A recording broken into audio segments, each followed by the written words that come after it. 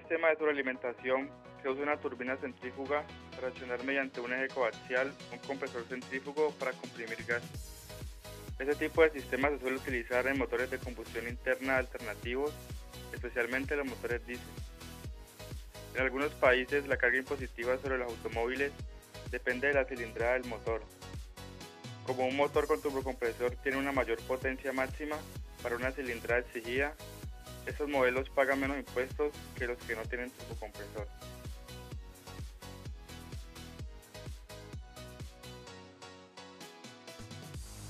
El turbo de geometría variable se diferencia del turbo convencional en la utilización de un plato o corona en el que van montados unos álabes móviles que pueden ser orientados todos a la vez, según el ángulo determinado. Esto se realiza mediante un mecanismo de varilla y palancas empujados por una cápsula neumática parecida a la que usa la válvula Wattgate.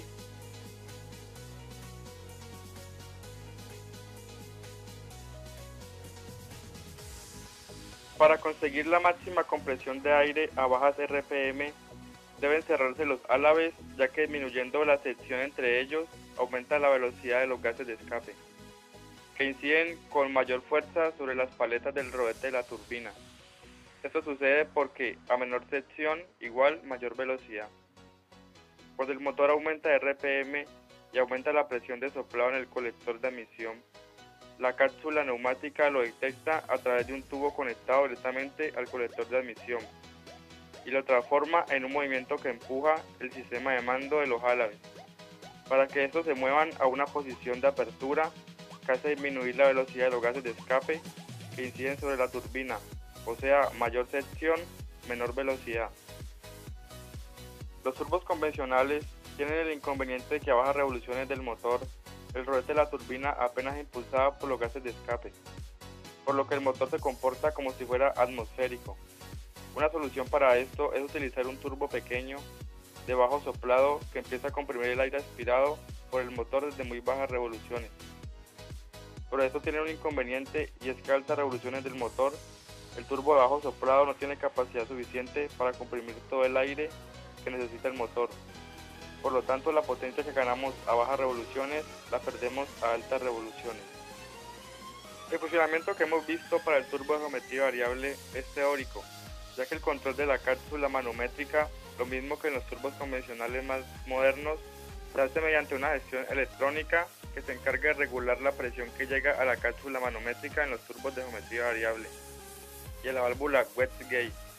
En los turbos convencionales, en todas las márgenes de funcionamiento del motor y teniendo en cuenta otros factores como son la temperatura del aire de admisión y la presión atmosférica, o sea, la altitud sobre el nivel del mar, y las exigencias del conductor.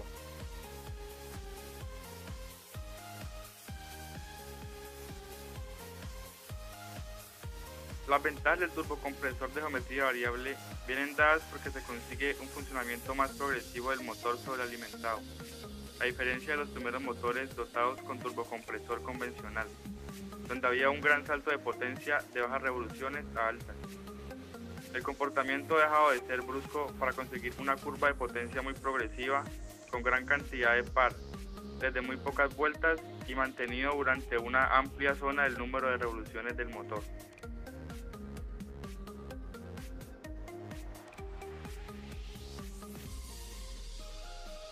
El inconveniente que presenta este sistema es su mayor complejidad y por tanto precio con respecto a un turbocompresor convencional, así como el sistema de engrase que necesita usar aceites de mayor calidad y cambios más frecuentes. Hasta ahora el turbocompresor de geometría variable solo se puede utilizar en motores diésel, ya que en los de gasolina la temperatura de los gases de escape es demasiado alta, de 200 a 300 grados centígrados.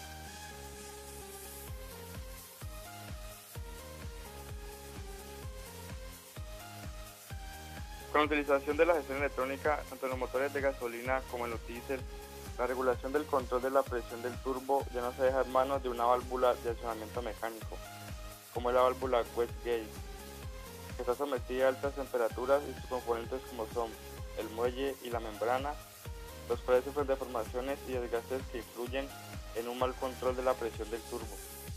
Además que no tienen en cuenta factores tan importantes como el buen funcionamiento del motor, como son la altitud y la temperatura ambiente.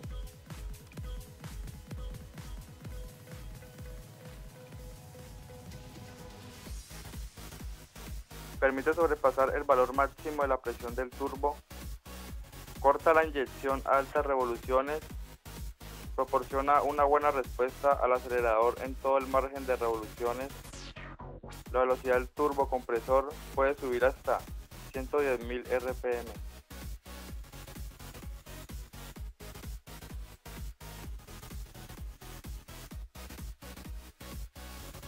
Esta electroválvula se comporta como una llave de paso que deja pasar más o menos presión hacia la válvula Westgate. Está comandada por la unidad de control que mediante impulsos eléctricos provoca su apertura o cierre. Cuando el motor gira a bajas RPM y medias revoluciones, la electroválvula de control deja pasar la presión que hay en el colector de admisión por su entrada a la salida directamente hacia la válvula Westgate, cuya membrana es empujada para provocar su apertura, pero esto no se producirá hasta que la presión de soplado del turbo sea suficiente para vencer la fuerza del muelle.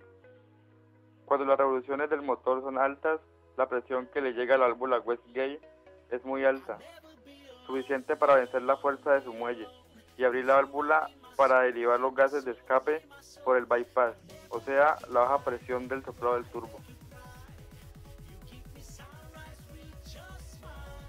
Turbocompresor de geometría variable, que contribuye a que la combustión sea limpia. En la turbina hay unas compuertas de entrada que varían su ángulo de incidencia según el régimen del motor. En un régimen bajo, dichas compuertas están medio abiertas, lo que conduce el gas de escape de forma que la turbina acelera rápidamente. Debido a ello, el compresor proporciona la presión necesaria de forma casi instantánea. En un régimen del motor alto, la presión de sobrealimentación no aumenta, aunque sí lo haga el flujo de gas de escape. Las compuertas se abren completamente para reducir la contrapresión.